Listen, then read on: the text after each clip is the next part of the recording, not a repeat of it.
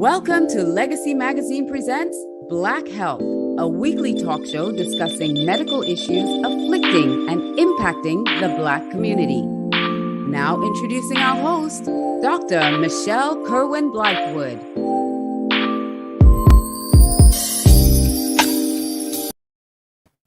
Good afternoon and welcome to Black Health. I am Dr. Michelle Kirwan. I am the host of Black Health. I'm also a board-certified pediatrician and the chief medical officer of a federally qualified health center in Miami Gardens called the Pediatric and Family Health and Wellness Center. And today I am pleased to have with us Mr. Paul Laroche. Bringing him to the screen. Welcome. How are you? Thank you for coming and joining us. About yourself. Thanks for having me. Absolutely. I'm going to go ahead and introduce you quickly to our audience. So Paul Laroche is a licensed addiction therapist, certified professional coach, performance expert, and the managing director of Intervention Plus LLC Consulting in Miami, Florida. He has served as the executive director of the Tim Hardaway Foundation and is the author of the book, Greatness Comes from Boldness, Not from Birth, as well as other articles. As a transformational speaker and corporate trainer, Mr. Laroche has presented talks at many conferences and worked with professionals and organizations in the United States and abroad. He provides training and development to organizations to enhance the performance, health, and well-being of their employees. He also has a private addiction intervention and therapy practice in Coral Gables, Florida, where he works with individuals, leads addiction therapy groups, and conducts interventions. Paul, you are a very busy man. You do a lot, it seems. Try to do it the best we can. So tell me a little bit about your practice and what the main area or focus is in your practice. Right. Well, primarily, my focus, obviously, as much as we do a lot of the post, we also focus a lot on the education, prevention, and of course, when appropriate, we go into the intervention, the treatment, and the post-treatment. Because and you're speaking of addiction. We believe that we are speaking of addiction, and we also offer the coaching part, which we also offer for executive, because we have a lot of people that wish they could go to treatment, but life does not allow them to go to treatment, whether it's because of work, because of circumstances. So we try to accommodate these people so they don't have to take a break out of their lives to actually go into a treatment program. And nowadays, with everything changing, especially with a lot of people working over Zoom, over virtual, so we have to adapt and adjust to that reality. Okay, so with all the issues that Americans are facing today, so political strife, inequality, climate change, COVID, what changes have you seen in the mental health of your patients? Are you seeing more stress, more anxiety, depression, suicidal ideation? Mm-hmm. Well, just hearing you sort of list the different things that you named, from climate change to COVID to the economy, and just hearing it myself, I can see that there's a visceral reaction. There's like, oh wow, we are dealing with a lot. Mm-hmm. So overall, whether you take the world as the totality of people living, we all impacted by the current reality that we live in. So obviously, stress is the way that the body reacts to those major changes. So our stress is definitely to the roof. And with that comes, as you all know, a lot of the stress related illnesses, physical illnesses, medical illnesses. And as far as the mental aspect, it's even worse because it's the part that we don't see.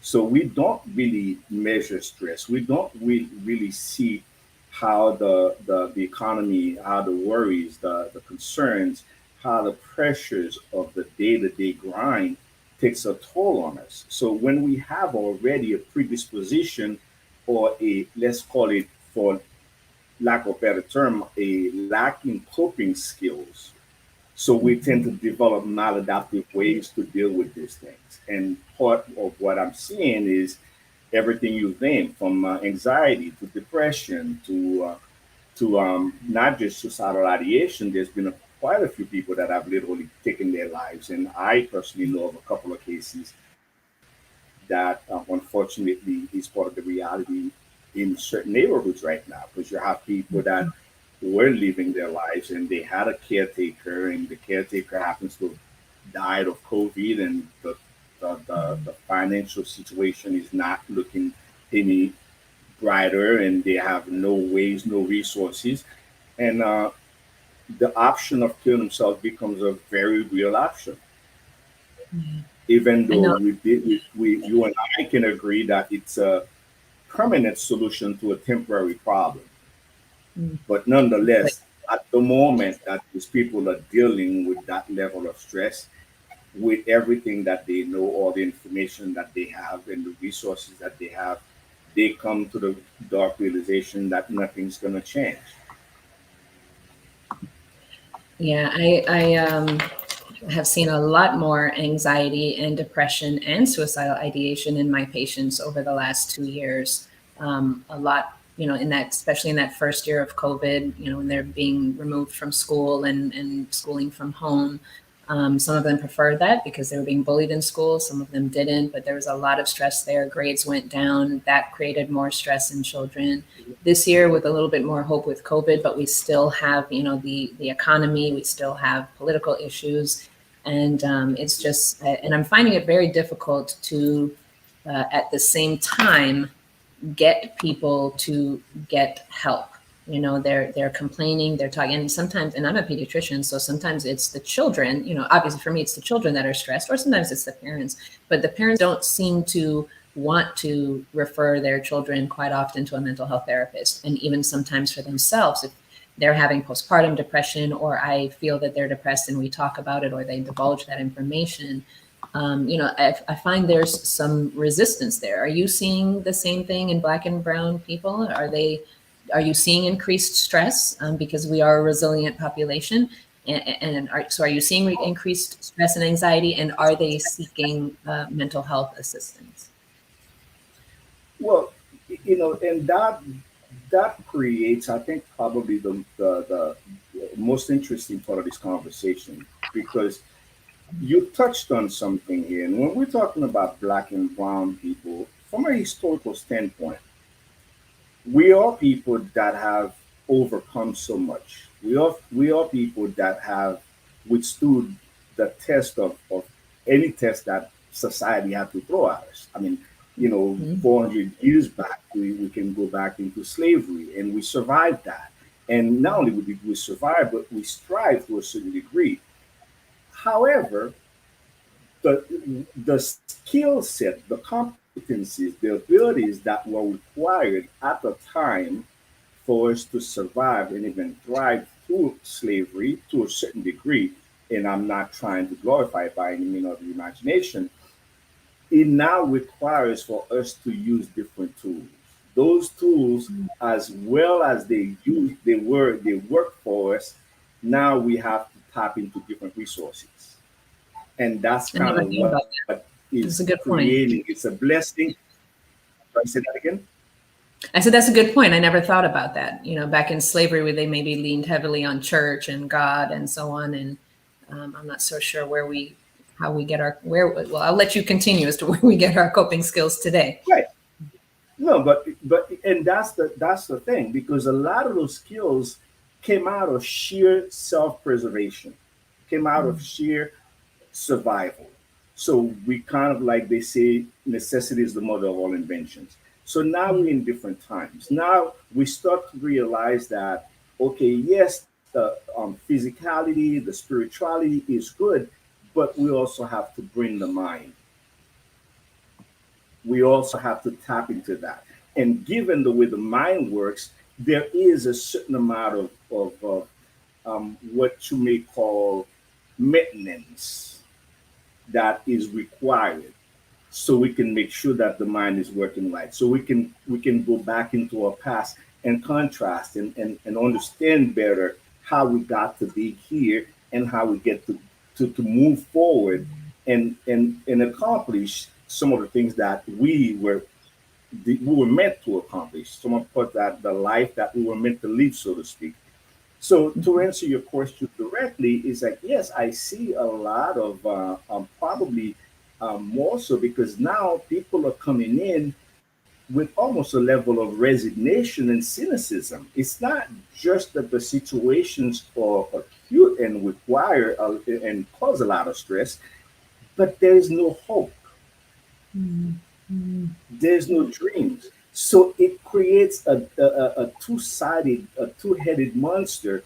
It's like without hope and dream, there's nothing for me to look forward to. So chances of me not only being in a bad situation, but without the hope that I can get out of it and do something better, it tends to now bring all the high risk, if you will, coping behaviors, the self destructive, self defeating behaviors, because it's consistent with the current reality.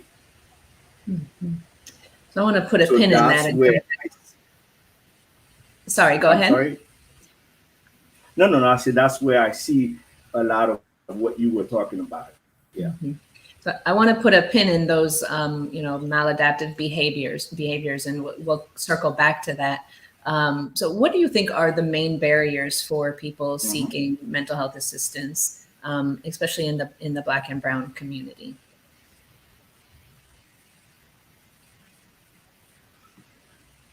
Well, one is there is a if you look at I'm just going to call it what it is. There is a fundamental foundational piece to mental health, which we could say that people relate to that is whiteness as a foundation to mental health. I would say that's the primary thing because there's a sense that mental health, mental illnesses, um, it's kind of tends to be more associated with whiteness than with black and brown. Like the founders of psychology, whether we take Sigmund Freud, whether we take Carl Erickson, Carl Jung, we can name a number of them. We don't really have a lot of we don't connect with those people because they're white, they are European, they are Anglos. So there's already a disconnect between that.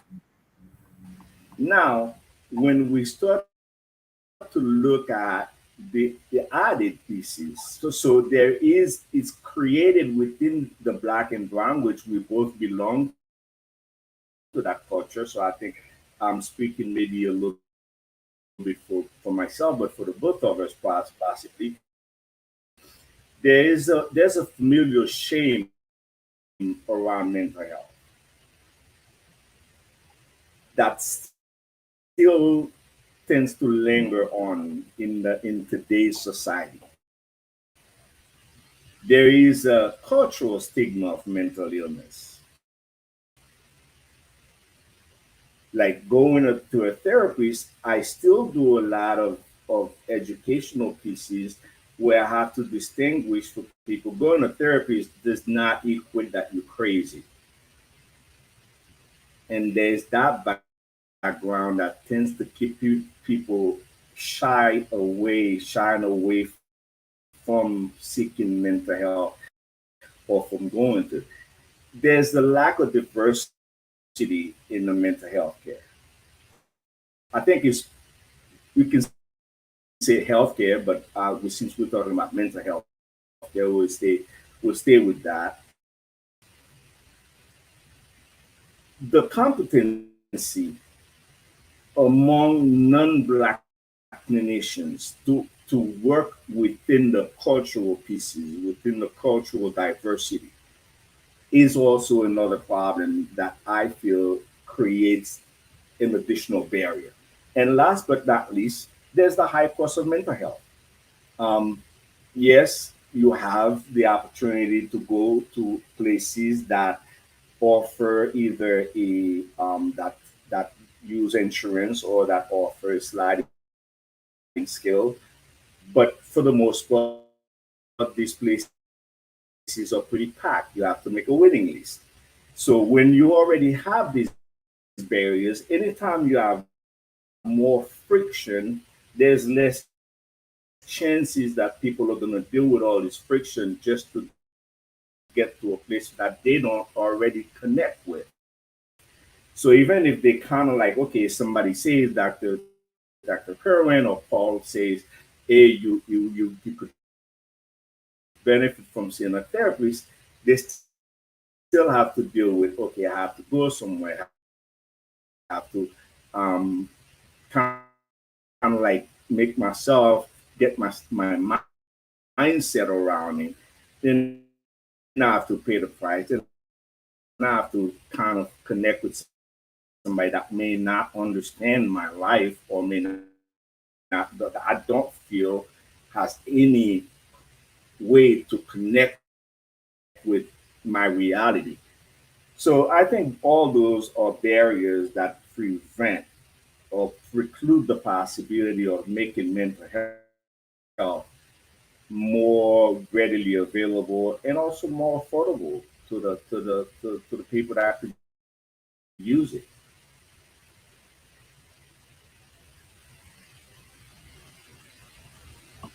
Was muted. Thank you for that, Paul. I know we were having some. Did that answer the question?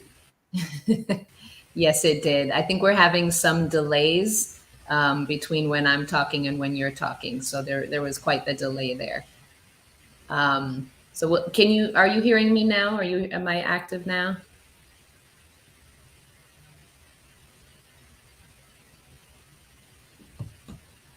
Hello, can you hear me? Yes, I can hear you. I think we're experiencing some delays. Are you hearing me?